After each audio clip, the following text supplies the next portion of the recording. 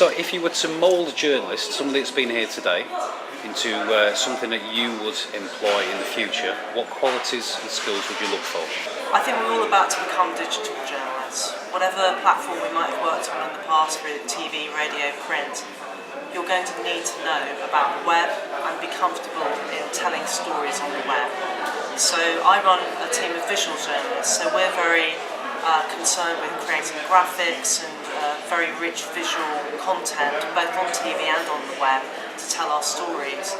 And I think even if you don't want to become a specialist graphic inspired journalist, to be able to understand how to make some compelling content on the web is going to be an absolute must for anyone who wants to become a journalist and have a long career. Yeah. Excellent. Thank you very much. So who inspired you growing up, and who inspires you now as a journalist in either the field of media or the wider world? Well, rather than a particular person, it was a particular programme that inspired me, which is Panorama, which is one of our very in-depth current affairs programmes. It's still going now, but my parents used to let me stay up and watch it. I remember it was on at 8:10, and I'm sure as a very young girl it was just about staying up late. But if you start to watch something and you maybe don't understand all of it, but you just start to watch current affairs and news at a very young age, it kind of gets into your blood. I also remember as a young girl I didn't tend to sleep through the night, I tended to wake up, and so my mum gave me a radio and she said, don't worry, if you wake up just listen to the radio and you'll go back to sleep again fairly quickly.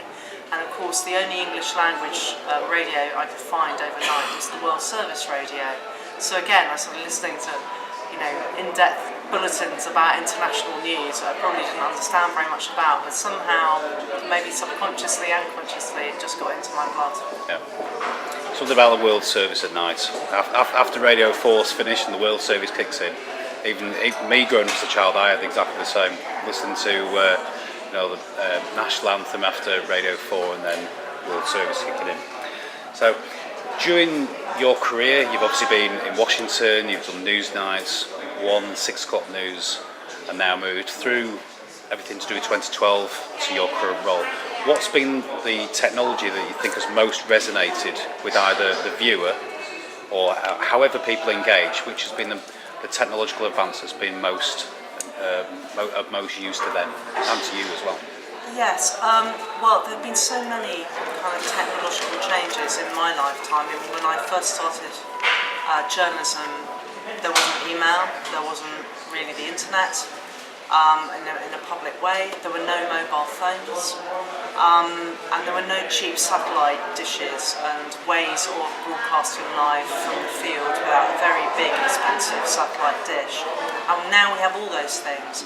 I guess if I was to pick one thing out, I'd say the mobile phone has both changed some of the ways that we do journalism. We have applications that we put on our mobile phones which allow us to capture video footage and stills and send them back to base very quickly into file from the field just on a smartphone. So it's changed the way that we do our journalism, but it's also changed the way that people consume our journalism and learning in a new way how to tell stories on a very small screen. When people are scrolling through and looking for little bite-sized bits of news, but the opportunity to go further and more in depth if they want to, and also for them to respond to our journalism because it's a connected device and they can interact with it and they can tell us on social media what they think of what we've done. Yeah. And so I think it's always been a really fast-changing world, the world of journalism. I don't see any reason why that pace will slow down. But I suppose I would pick out the mobile phone, the smartphone as the biggest change, I guess. Okay. So, BBC is fast approaching its 100th anniversary. What's going to keep the BBC, obviously your employer, at the cutting edge of the output? So you've got so many different media organisations, television, radio you've alluded to as well. What's going to keep the BBC at the cutting edge? Well, I think the most important thing is to listen to the audience and listen to what they tell us about how they want to access our journalism, how they want to access our content in general, not just our journalism, but that's obviously my field. Listening to the audience is one of the main reasons why the BBC invented the iPlayer. People say, well, we're not always in when we want to watch something on the BBC. How can you, give us it when we want it? Hence the iPlayer was born. And I think listening to the audience is the thing that will keep us at the heart of the British public.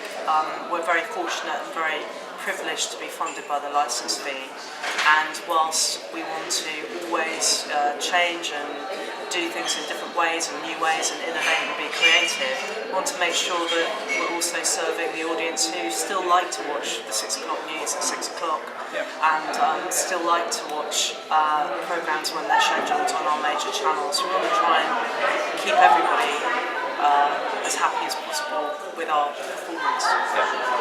So you mentioned about the licence fee. If there was an unlimited budget, which I appreciate there won't be, and there probably never will be ever again, how would you change what the BBC offers in terms of in terms of journalism? How would you change it? If you were given a cheque for as much money as you want, what would you change? That's an incredibly big question. I've no idea really. I suppose in my particular area, one thing that's beginning to really take off as a form of journalism that's new is data journalism, and it's quite difficult to recruit people with a specialism in data. It's quite difficult sometimes to learn the tools to use data in the most compelling way to tell stories.